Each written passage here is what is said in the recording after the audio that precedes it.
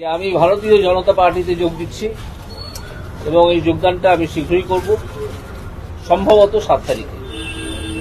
তৃতীয় ঘোষণা হচ্ছে যে কোন সিট থেকে আমি লড়াই করব সে সম্বন্ধে সিদ্ধান্ত নেবেন বিজেপির ওপর মহলে যে ইলেকশন কমিটি আছেন তারা।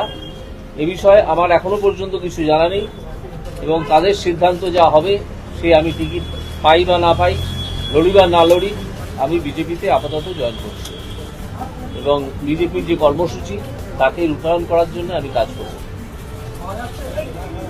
এবার আপনাদের যা প্রশ্ন আছে আপনারা, কারণ ওই যে অনুপ্রেরণা পেলাম মাঠে নেমে আসার জন্য, তারা ডাক দিলেন যে আপনি মাঠে নেমে আসুন, আমি তাদের কথা সাড়া দিয়ে চলে এলাম। না বিজেপির সঙ্গে আমার এবং আমি বিজেপির সঙ্গে যোগাযোগ করেছিলাম গত 5-6 দিনের মধ্যে এবং যেহেতু আমি যোগাযোগ করেছিলাম এবং তারাও যোগাযোগ করেছিল, আমি আদালতে প্রতিবাদ করছিলেন। সেখানে এবার যখন কোনো একটা রাজনৈতিক দলে আপনি গেলেন, সব দল তো সব চিন্তা নিয়ে চলবে না, সব দলে কোনো না কোনো প্রবলেম সমস্যা থাকবে, আপনি কি সেইভাবে প্রতিবাদ করতে পারবেন না কিন্তু গণ্ডির মধ্যে আবদ্ধ হয়ে গেলেন? আপনি দেখুন, এটার জন্য আপনাকে কিছুদিন অপেক্ষা করতে হবে।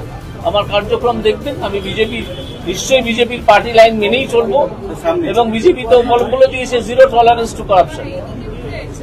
আপনি কি নিজে কোনো ফিল্ড অফ ওয়ার্ক কিছু চেয়েছেন যেখানে আপনি কাজ করতে চান? না, এখনো চাইনি, কারণ এখনো আমি ফর্মালি বিজেপিতে যোগ দিইনি। ফর্মালি বিজেপিতে যোগ দেবো সম্ভবত 7 তারিখে এবং তার আগে পর্যন্ত অবশ্যই আমি আমার যা ডিসাইড করেছি সেটা জানিয়ে রাখলাম আপনাদের, কারণ এই প্রশ্নটা বহুদিন ধরেই হচ্ছে। আমি ডিসাইড করেছি যে আমি বিজেপিতে জয়েন করবো, এইটুকু জানিয়ে রাখলাম।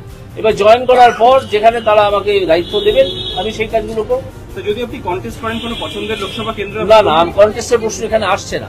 এই কন্টেস্ট করবো কি করবো না সেই প্রশ্নের উত্তর দেবেন বিজেপির উচ্চতর মহল, যারা ইলেকশন কমিটি আছেন।